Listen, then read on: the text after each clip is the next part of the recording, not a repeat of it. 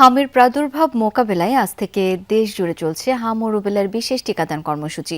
রাজশাহীতে সকালে নগর স্বাস্থ্য কেন্দ্রে কার্যক্রমের উদ্বোধন করেন সিটি কর্পোরেশনের প্রশাসক Mahfuzur Rahman written. City corporation এলাকায় ৫৪,১৪৪ জন শিশুকে টিকা দেওয়ার লক্ষ্যমাত্রা ঠিক করা হয়েছে। এর মধ্যে রাজশাহী মহানগরীতে কমিউনিটি পর্যায়ে ৪৫,৬২৩ জন শিশুকে এবং স্কুল পর্যায়ে ৮,৫২১ জন শিশুকে টিকা দেওয়া হবে। এছাড়া রাজশাহী ৯ উপজেলায় ২,০১,৯৭৬ জন শিশুকে টিকার আওতায় আনতে কার্যক্রম শুরু করেছে সিভিল সার্জন অফিস।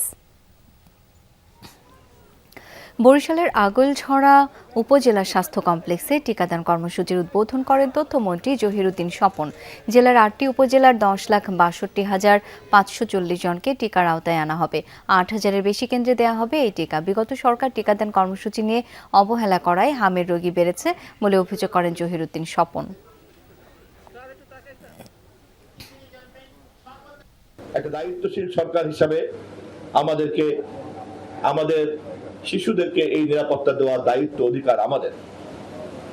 বিগত দিনে যে সরকাররা দায়িত্ব পালন করেছে তারা এই টিকাদান কর্মসূচিকে যথাযথভাবে পরিচর্যা করে নাই। পঞ্চগড়ের সিংপাড়া সরকারি প্রাথমিক বিদ্যালয় মাঠে টিকাদান কর্মসূচির উদ্বোধন করেন পানি সম্পদ প্রতিমন্ত্রী ফরহাদ হোসেন আজাদ। জেলায় ১,৩৬,৫২৭ জন শিশুকে দেওয়া হবে হাম রুবেলার টিকা। ৩ পৌরসভা সহ ৫ উপজেলার ১,১০৯টি টিকাদান কেন্দ্রে দেওয়া হবে টিকা। ১১ দিন ব্যাপী চলবে এই ক্যাম্পেইন। সারা দেশে হামের যে প্রাদুর্ভাব, বাচ্চা কাচ্চা মারা যাচ্ছে, এতে আমরা অনেক উদ্বিগ্ন ছিলাম। যাতে এই টিকা দেওয়ার পরে আমরা এখন অন্তত উদ্বিগ্ন থেকে মুক্ত হইলাম। এবার হচ্ছে হামের প্রকোপ বেশি, তো এই জন্য টিকা দিতে আসছি।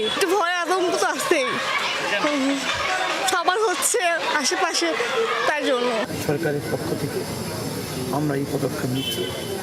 আমি শুধু বলবো, বিশেষ করে এখানে অনেক অভিভাবক আছেন আমাদের মিডিয়ার মাধ্যমে, আপনারা গুজবে কান দিবেন।